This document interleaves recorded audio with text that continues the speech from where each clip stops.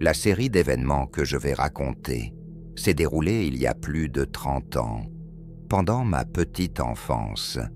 Pardonnez-moi si certains détails sont flous, mais je vais essayer de me souvenir d'autant que possible. J'avais environ 10 ans. Ma famille élargie était immense. À cet âge, il m'était difficile de me souvenir des visages de tous mes parents, sans parler de leurs noms. À chaque réunion de famille, on me présentait à quelqu'un dont je ne reconnaissais pas le visage, même si eux semblaient tous me reconnaître. Mon père était l'un des 9 enfants, donc j'avais 8 couples de tantes et d'oncles, rien que de son côté. Mes grands-parents, du côté de mon père, étaient extrêmement aisés et possédaient une immense propriété en bord de mer, qui était partagée entre mon père et ses frères et sœurs. Je ne connais pas ses dimensions exactes, mais je suis presque sûr qu'elle pouvait accueillir plus de 30 personnes. À cause de cela, ma famille passait souvent des périodes entières de l'été là-bas. Mes 2 parents avaient des emplois qui leur permettaient soit de travailler à distance, soit de passer beaucoup de temps loin de leur bureau. Les frères et sœurs de mon père et leurs enfants faisaient de même. Il était rare que ce soit juste notre famille à la maison de plage. Je m'entendais bien avec tous mes cousins et préférais passer du temps à la maison de plage plutôt qu'à la maison, car j'étais plus proche de certains de mes cousins que de mes amis de ma ville natale. J'aimais aussi beaucoup mes tantes et mes oncles. Mon préféré était de loin l'oncle Joseph, qui était le père de mon cousin Brandon. Brandon était honnêtement un peu asocial, et nous ne jouions pas vraiment beaucoup ensemble. L'oncle Joseph, en revanche, était génial, et ne manquait jamais d'égayer mon humeur ou de me faire rire. En plus d'être formidable avec les enfants, il était thérapeute et psychiatre agréé, et c'était souvent vers lui que je me tournais en cas de besoin. Il y a de fortes chances qu'il en savait plus sur moi que mes parents. Je me confiais régulièrement à lui, et il n'y avait rien que je n'étais pas à l'aise de lui révéler. Quoi qu'il en soit, cet été-là, j'ai commencé à avoir des cauchemars extrêmement graphiques et perturbants. Autant que je me souvienne, il n'y avait pas de thème commun entre eux. Ils portaient tous sur quelque chose de psychologiquement éprouvant, comme la mort d'un membre de la famille, ou le fait d'être seul pour toujours, ou quelque chose du genre. J'aimerais pouvoir fournir plus de détails, mais j'ai depuis longtemps purgé mon esprit de ces horreurs. Je me souviens distinctement d'un rêve, cependant. C'était un de ces rêves de faux réveil. Je me réveillais et descendais pour retrouver mes parents pour le petit déjeuner, comme je le fais un matin typique. Mais quand je suis descendu, ils n'étaient pas dans la cuisine, et il n'y avait pas de nourriture sur la table de la salle à manger.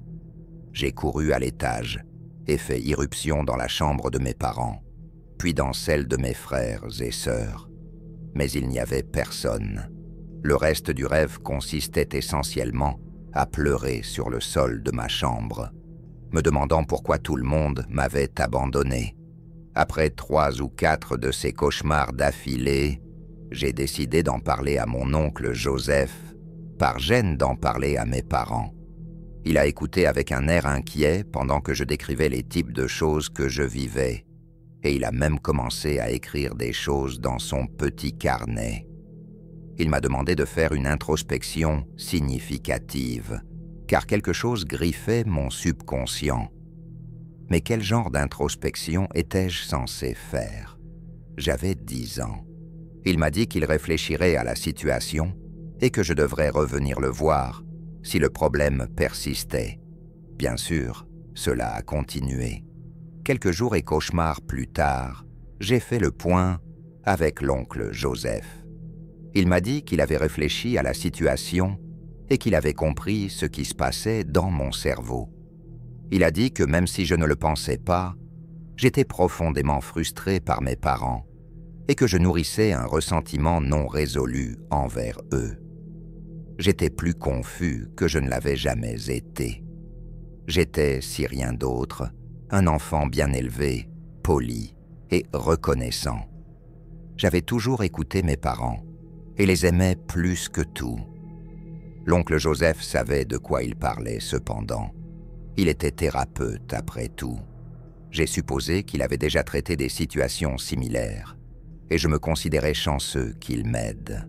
Je lui ai demandé comment je devais procéder avec tout ça et lui ai dit que cette nouvelle connaissance me faisait un peu peur.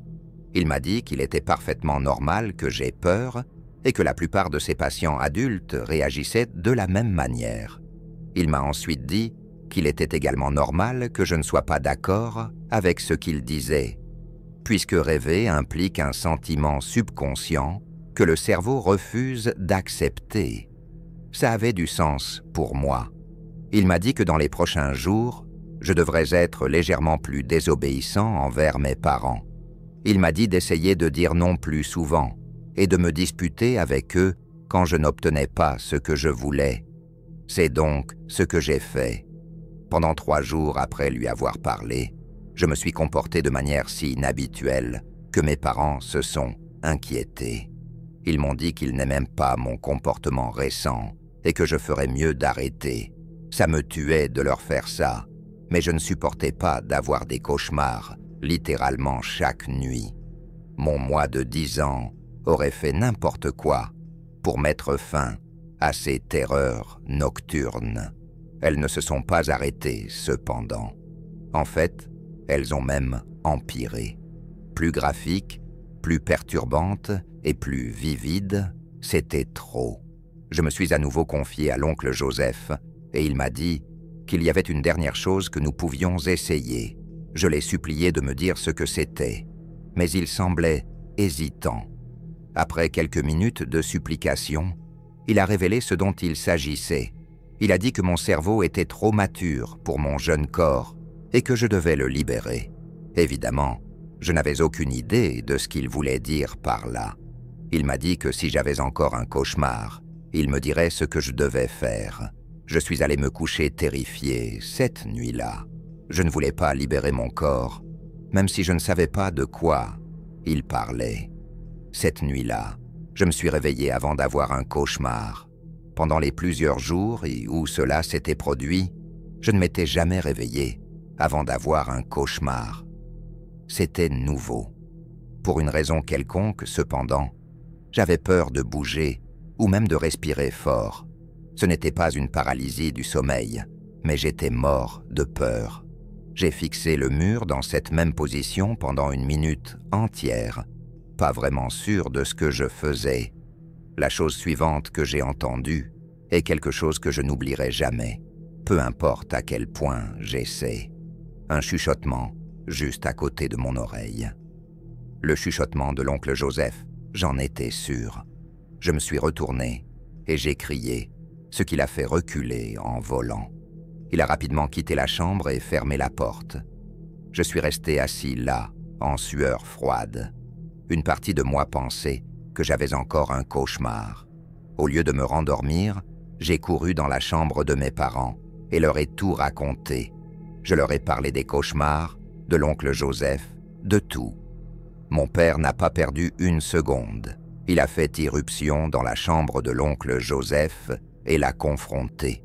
Mon oncle a évidemment tout nié, mais mon père était un grand gaillard et pouvait facilement le bousculer. Une bagarre a éclaté entre eux et mon père a arraché la sacoche que l'oncle Joe portait partout. L'oncle Joseph a rapidement rassemblé ses affaires et s'est pratiquement enfui dans sa voiture. Mon père a commencé à fouiller dans la sacoche et ce qu'il a trouvé était écœurant. Il y avait des pages et des pages de choses liées aux rêves, à la fois des notes manuscrites et des articles imprimés. Des articles sur l'induction de rêves, en particulier de cauchemars, des notes personnelles sur différentes techniques, des données antérieures et des types d'expériences. C'était horrifiant. L'oncle Joseph a finalement été arrêté car la police a trouvé des choses encore plus suggestives sur son ordinateur. Je ne vais pas entrer dans les détails, mais je suis sûr que vous pouvez deviner ce qu'ils ont trouvé étant donné que l'oncle Joseph voulait libérer mon corps. Je ne l'ai plus jamais revu. Je ne sais pas ce qui lui est arrivé à long terme, car mes parents n'aimaient jamais parler de la situation. Du moins, pas autour de moi. Parfois, je m'en veux d'avoir été si naïf à propos de toute cette histoire. Mais il n'y a rien que je puisse faire à ce sujet maintenant.